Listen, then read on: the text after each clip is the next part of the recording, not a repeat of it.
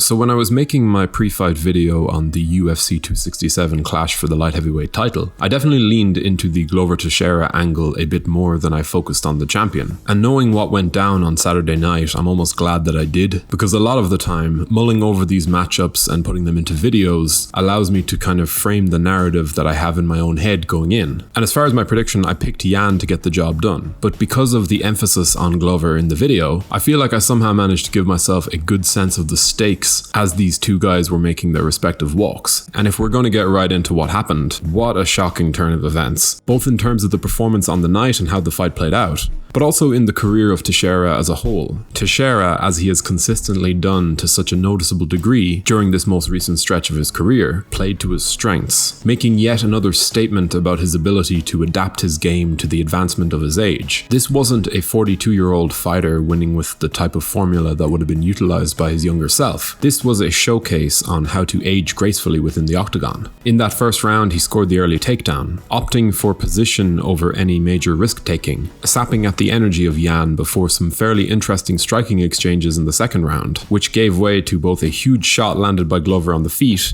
and then a very questionable Kimura attempt from Jan. As soon as Teixeira was able to lock up the submission, the tap came quickly, and it came after a very grueling and dirty fight. Everything from that can opener to his head position, it was all pretty gnarly. And then all of a sudden, the sport of mixed martial arts played host to one of the most unlikely success stories imaginable. Teixeira became the oldest man to ever win UFC gold for the first time. Randy Couture obviously won his fifth and final belt later in his run, but he had already done so on several occasions beforehand. Whereas Glover at 42 brought home his very first taste of championship success. And I think that record tells you everything you need to know about how ridiculous a feat this was. And it's not like he entered the UFC as some spring chicken. He did so after years of visa issues at the age of 33, with 19 career fights already under his belt. Sure, that's not ancient for a 205-pounder by any means, but when you consider that his first title shot came to him at the age of 34, and how that defeat to John Jones was followed by wins and losses traded, before a pair of brutal knockout defeats at the hands of Alexander Gustafsson and Anthony Rumble Johnson, coming when Glover was in and around 36 and 37, it's easy to see where the vast majority of people would have started to write him off. And when I say vast majority, I mean virtually everyone. Everyone who wasn't crazy enough to believe that something could realistically happen down the line. And at the point where he suffered his most recent loss, a decision at the hands of Corey Anderson, Glover was 38, set to turn 39 a few months later. He was 2-3 in his last 5, with the pair of vicious finishes to Gustafsson and Rumble making many doubt his ability to both take a shot, as well as actually sustain the type of form necessary to make another run.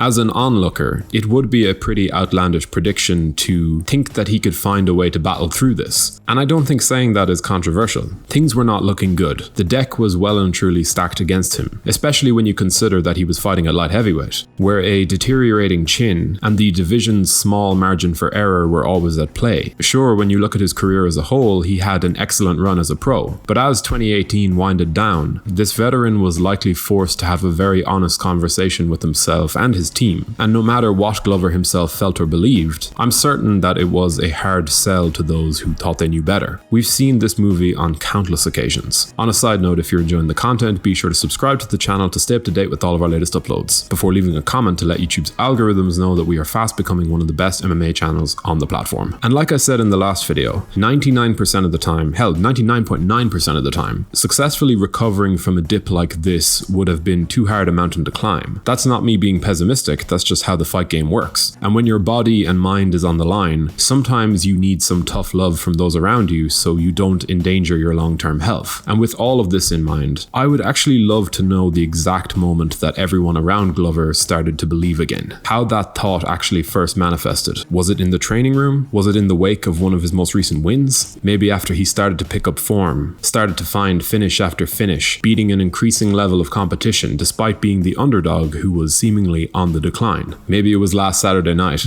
At what point did his friends, his family, his fans start to really understand what they were witnessing? Because make no mistake, and I cannot stress this enough, seeing Glover Teixeira at the age of 42, riding a 6-fight win streak with 5 finishes, hoisting UFC gold over his shoulder, is nothing less than completely and totally freakish. I'd imagine that even some of his biggest supporters were still carrying doubt. even as he won that first round. Hell, even as he took Blachowicz's back. This was not like anything we've ever seen, and I think that in Only Being Human, the natural response, knowing what we know, would be to write off this type of career resurgence ahead of every single new mountain to climb, opponent by opponent. But if Saturday night taught us anything, it's that Glover Teixiera never once gave up on himself. And that alone is not the only thing that matters, because fighters who believe wholeheartedly in their greatness lose all the time. But Glover had the self-awareness to change his style, to accept the limitations that came with his advancing age, while not allowing it to be the type of hindrance that realistically it should have been in every one of his last 6 fights. Ladies and gentlemen, when you actually stop and think about it, this entire saga has been pretty shocking to behold. And as a fan of the type of inspirational stories that can only be found under the highest stakes imaginable, Teixeira's late rise to UFC gold will forever be remembered as an outlier to what we think we know about the rhythms and natural movements of the fight game. UFC 267 was one hell of an event, and I definitely look forward to covering some of its standout moments over the next week. But even with that in mind, Glover Teixeira did something on that night that was an entirely different type of special. But what did you make of this unbelievable victory from the veteran Glover Teixeira? And how do you think he does against the rightful next contender, Jiří Procházka?